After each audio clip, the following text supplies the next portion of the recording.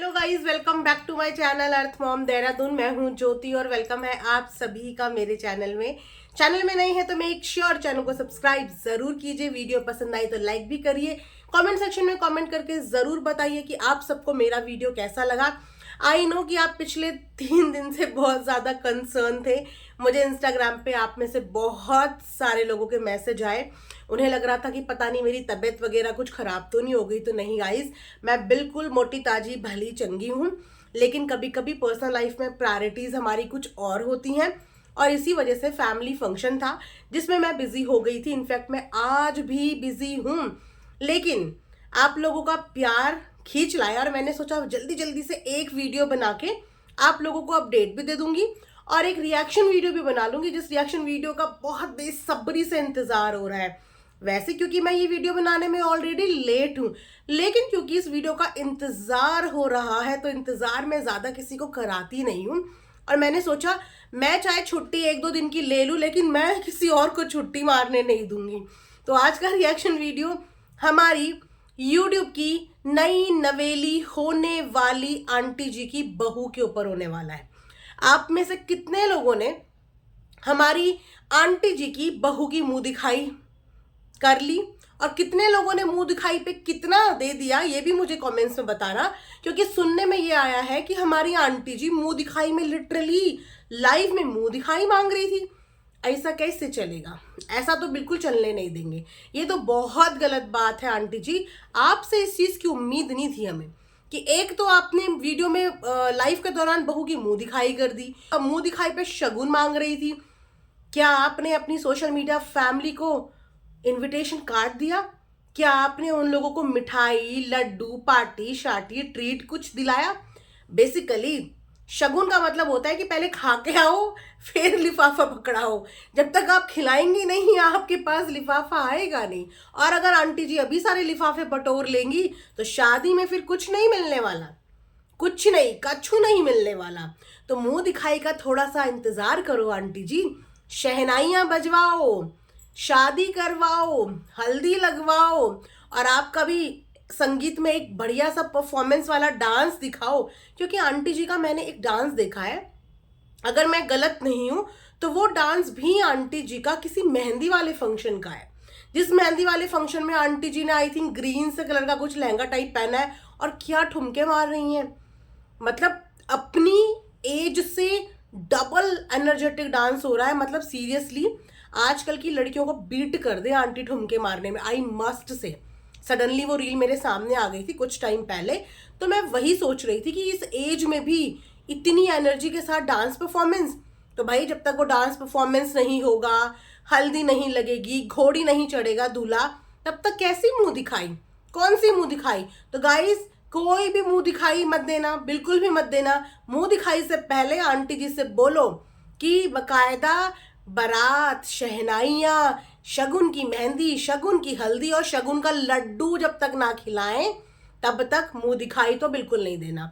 चलिए इसी के साथ वीडियो में हम आगे बढ़ते हैं। मैं आंटी जी का कमेंट सेक्शन भी देख रही थी, मिक्स्ड कमेंट्स उसमें थे। कुछ लोग बहुत खुश थे और कुछ लोग आंटी जी को भर भर के क्रिटिसाइज कर रहे थे। वैसे सोशल मीडिया का ये उसूल ही है कि 100% तो आपको प्यार नहीं मिल सकता। मिक्स्ड पब्लिक होती है, हर एक इंसान का एक थॉट प्रोसेस होता है, सोचने का एक अलग तरीका होता है, लाइफस्टाइल अलग होती है, घर की वैल्यूज कुछ और होती हैं। सारी फैमिलीज एक जैसा नहीं सोच सकती। बेसिकली अगर बात करें ब्यूटी की, तो ब्यूटी क्या होती है? मेरी नज़र में ब्यूटी से ज़्यादा जो चीज़ मैटर करती है वो होता है इंसान का व्यवहार, कमिटमेंट, कंपैटिबिलिटी। शादी करने के लिए एक लड़की के अंदर और एक लड़के के अंदर कंपैटिबिलिटी होनी चाहिए, एक दूसरे के प्रति ईमानदारी और प्यार होना चाहिए। और जो लड़की जो लड़का आपस में एक दूसरे को प्यार करते होंगे वो उनसे जुड़े हुए हर रिश्ते को वैल्यू देंगे और हर रिश्ते को प्यार करेंगे, क्योंकि वो सामने वाले से प्यार करते हैं। तो सुंदरता के मामले में मैं क्या रेटिंग दूं? क्योंकि मेरी नज़र में, मैंने बताया ना कि मेरी नज़र में हर वो इंसान खूबसूरत है, हर वो इंसान सुंदर है जिसका व्यवहार अच्छा है, जो बड़ों की इज्जत, छोटों को प्यार करना जानता हो, जो अपनी घर गृहस्थी संभालना जानता हो और अपने रिश्ते के प्रति ईमानदार हो। वो बंदा अपने आप खूबसूरत लगता है। वरना कितनी भी खूबसूरती इंसान के अंदर हो, लेकिन अगर वो ईमानदार नहीं है अपने रिश्ते के प्रति, अपने बड़ों की इज्जत ना करता हो, तो ऐसी खूबसूरती का कोई लेना देना नहीं है, राइट। तो यहाँ पे अगर हम बॉन्डिंग की बात करें तो अभी तो कैमरे में ये बॉन्डिंग हमें खूबसूरत नजर आ रही है, लेकिन ये बॉन्डिंग आगे कैसी रहेगी ये देखने वाली बात है। क्योंकि कैमरे के लिए तो हमने खूबसूरत चीज़ों को बहुत देखा कि कैमरे पे तो चीज़ें हमें बहुत खूबसूरत दिखाई जाती हैं, पर माने तो हम तब जब ये बॉन्डिंग हमें हमेशा खूबसूरत ही देखने को मिले। अच्छा, आंटी के घर की होने वाली बहू को लेके कुछ लोगों के विचार ऐसे भी हैं कि शादी से पहले लड़की का घर आना उनको अच्छा नहीं लग रहा है। कुछ लोग यहाँ पे कल्चर भी बीच में लेके आ रहे हैं कि हमारे कल्चर में ऐसा नहीं होता कि जो लड़की है वो शादी से पहले आके ससुराल में रह रही है। तो वहां पे मैंने कमेंट में आंटी जी का भी जवाब सुना, जहाँ पे आंटी कह रही थी कि कौन से जमाने में आप लोग जी रहे हो। उनका ये जवाब था कि कौन से जमाने में जी रहे हो। तो इसका मतलब कि उन लोगों से उनके जो विचार हैं वो अलग हैं।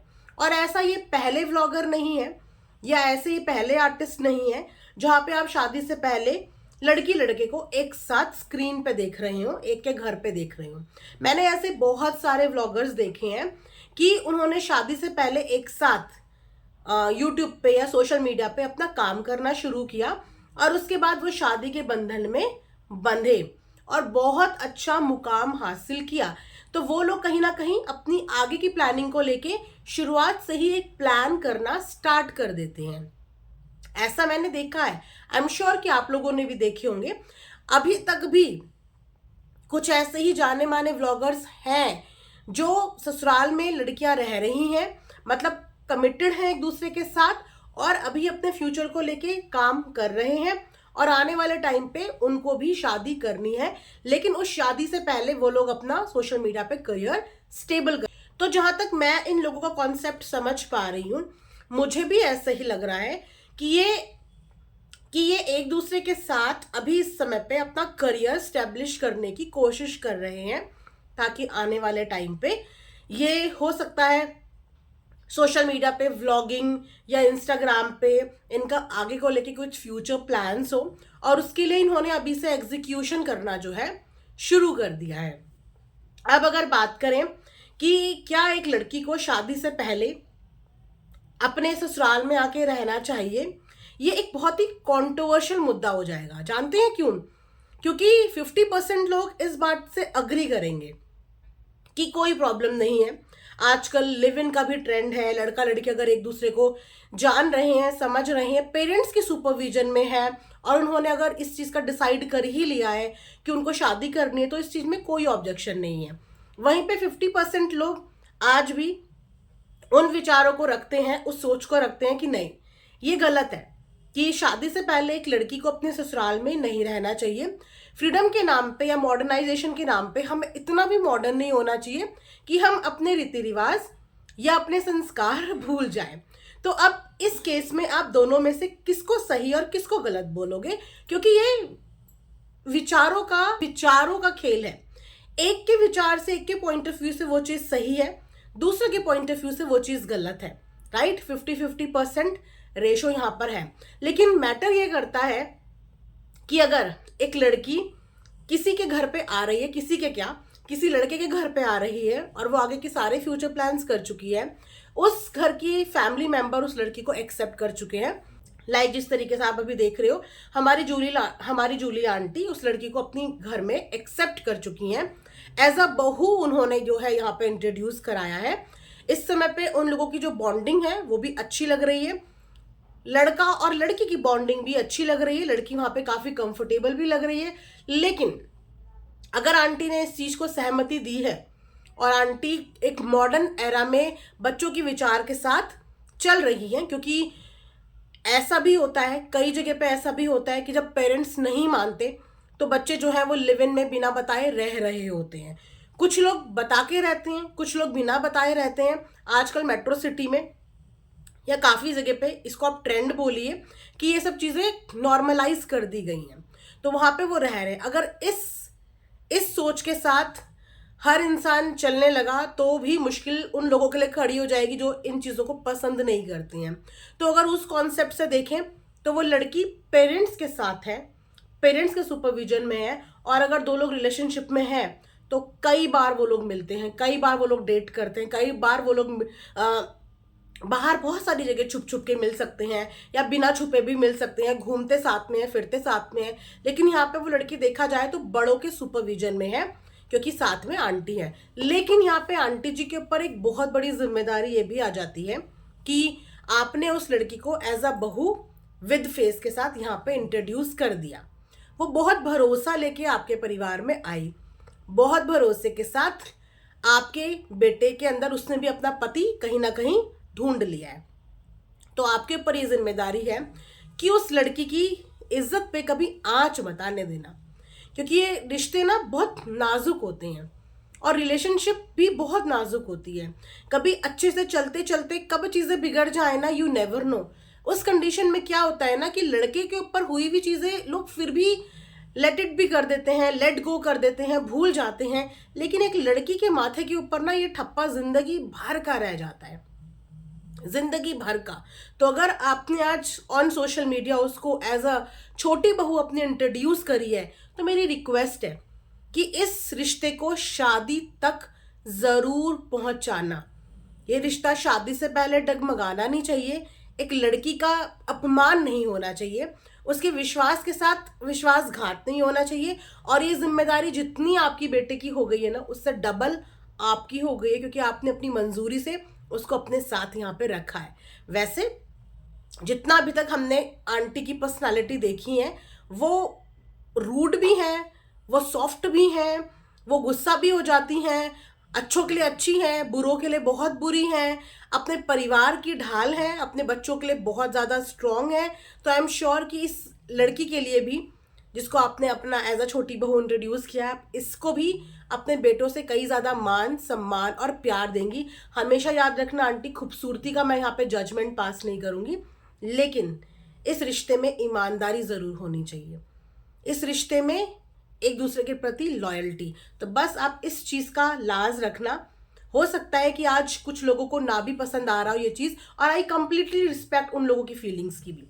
जिन लोगों को शायद ये चीज़ नहीं पसंद आ रही है उनकी फीलिंग्स की भी मैं रिस्पेक्ट करती हूँ, लेकिन जो लोग इस चीज़ को समझ रहे हैं और इस चीज़ को सपोर्ट कर रहे हैं, मैं उनकी भी फीलिंग्स से रिस्पेक्ट करती हूँ, क्योंकि मैं दोनों तरह की ऑडियंस को समझ सकती हूँ, जानती हूँ कि किस तरीके से आप लोगों के माइंड में चीज़ें चल रही होंगी। लेकिन इस रिश्ते को शादी के मुकाम तक पहुंचता हुआ हम सब देखना चाहते हैं, और डेफिनेटली जिस दिन ये रिश्ता शादी के मुकाम तक पहुंचा उस दिन आपकी इज्जत यहाँ पे बढ़ जाएगी, और उस दिन कहीं ना कहीं ये जो कॉन्सेप्ट इस समय दिखाया जा रहा है, ये कॉन्सेप्ट इतना नेगेटिव नहीं दिखेगा जिस दिन आपने इस रिश्ते को ऑफिशियली कन्वर्ट कर दिया। लंबी जर्नी है, क्योंकि इससे पहले इनका बड़ा बेटा भी है और उसके बाद इनका छोटा बेटा है। बाकी I have no idea about the girl side family, कि लड़की की साइड की फैमिली का क्या कंडीशन है। हो सकता है कि वो करियर पॉइंट ऑफ व्यू से भी वहाँ पे आई हो, कि इस तरीके से करियर के लिए उन्होंने अपना कुछ ग्राफ सोचा हो, कुछ प्लानिंग सोची हो, जैसे कि बाकी के व्लॉगर्स ने भी सोचा।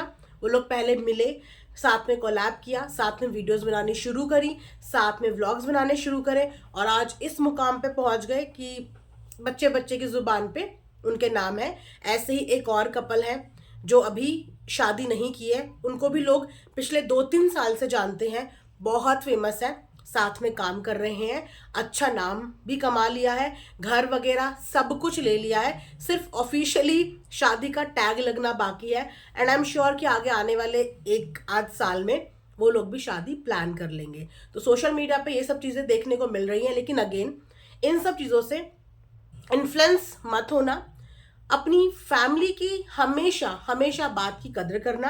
अगर आपकी फैमिली इन चीज़ों को पसंद नहीं कर रही है तो उनके अगेंस्ट मत जाना, बट अगर आपकी फैमिली इन चीज़ों के लिए आपके साथ सहमति रखती है, जैसे कि आंटी एज अ मदर, उनको ऑब्जेक्शन नहीं है, तो इसीलिए जब उनको ऑब्जेक्शन नहीं है तो उनके बच्चों को कोई प्रॉब्लम नहीं हुई।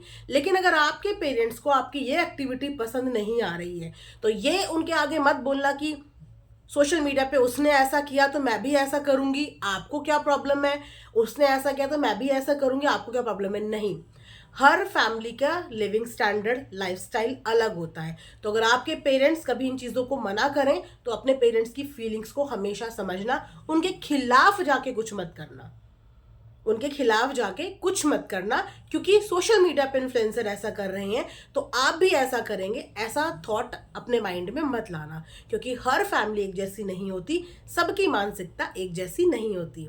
तो यस, इस वीडियो को मैं यहाँ पे एंड करूंगी। यहाँ पे मैंने अपना छोटा सा पॉइंट ऑफ व्यू आप सबके साथ शेयर किया। उम्मीद करती हूँ कि आप सब लोगों को पसंद आएगा। क्या आप इस तरीके का रिलेशनशिप को हरी झंडी या थम्स अप देते हैं, या आपकी नज़र में भी आप इस तरीके के रिलेशनशिप में अनकंफर्टेबल हैं? प्लीज़ अपने विचार कमेंट सेक्शन में फील फ्री अपने पॉइंट ऑफ व्यू शेयर करना। यहाँ पे कोई किसी का फेवरेटिज्म या फेवरिज्म नहीं हो रहा है। आप एक पर्टिकुलर इंसान हो, एक इंडिविजुअल सोच हो, तो आप अपनी सोच के हिसाब से ज़रूर कमेंट सेक्शन में ये सब लिखना और मुझे बताना कि आपका इस चीज़ पे क्या कहना है। तब तक जूलिया आंटी को कंग्रेचुलेशंस, और उनकी होने वाली बहू को और उनके बेटे को भी many many congratulations. But fully congratulate उस दिन जिस दिन आप वाकई में शादी के पवित्र बंधन में बंध के एक्चुअली में एक बहू की मुंह दिखाई करवाते हुए नजर आओगे। तब तक अपना ध्यान रखिए। Thanks for watching earth mom Dehradun. Bye bye, take care, love you all.